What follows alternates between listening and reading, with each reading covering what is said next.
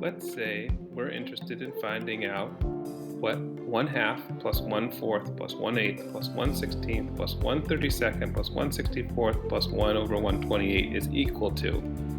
Consider the following experiment. So for this activity, I'm going to start with one sheet of paper. I'm going to cut the paper in half. I'm going to put half down on the table and hold the other half. I'm then going to cut the piece that I'm holding in half again. And I'm going to put half on the table and hold the other half.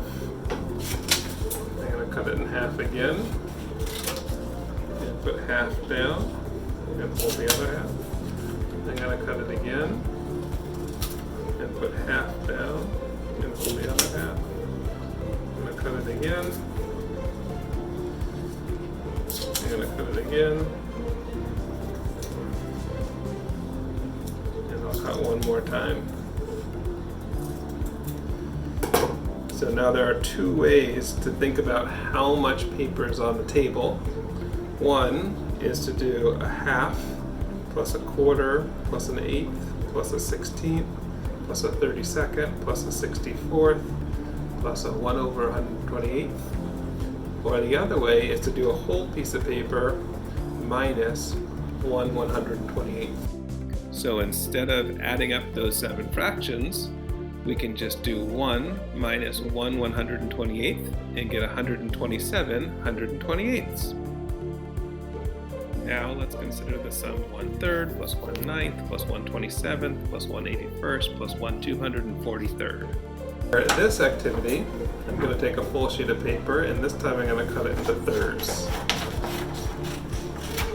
And for 2 of those thirds, I'm going to make separate piles here, and the last third I'll hold in my hand.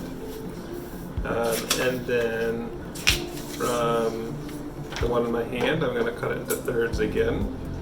So these are going to be ninths, and I'm going to put 1/9 in one pile, 1/9 in another pile, and then hold a ninth in my hand, and then a 27th, a 27th, and hold on to a 27th, and an 81st, an 81st, and hold on to an 81st, and a 243rd, a 243rd, and then hold on to a 243rd in my hand. So each of these piles on the table now has a third plus a ninth plus a 27th plus an 81st plus a 243rd. But another way to think about how much is in that pile is the whole piece I started with. So 1, take away 243rd of the paper, and then divided by 2. So the sum of those 5 fractions is 1/2 of 1 minus 1 243rd, which is 121 243rds.